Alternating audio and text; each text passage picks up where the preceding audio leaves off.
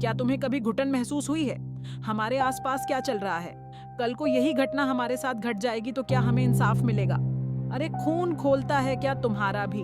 ऐसी न्यूज़ सुन के उन्नाव में जो हुआ उसको सुनो और बताओ उस लड़की का क्या कसूर था? उसने अपना सब कुछ खो दिया लेकिन इंसाफ नहीं मिला। उस दरिंदे को फांसी देनी चाहिए, सब गुनाह उसके सिद्ध हुए हैं। और बहन मनीषा का केस भी अब सब भूलते जा रहे हैं। अरे कल को हमारे साथ ऐसा हुआ तो क्या हमें भी इंसाफ मिलेगा?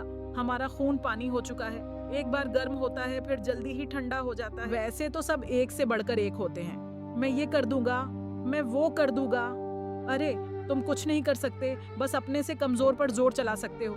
कभी किसी गरीब की सहायता करो, उसको इंसाफ दिलाने में ताकत का उपयोग करो।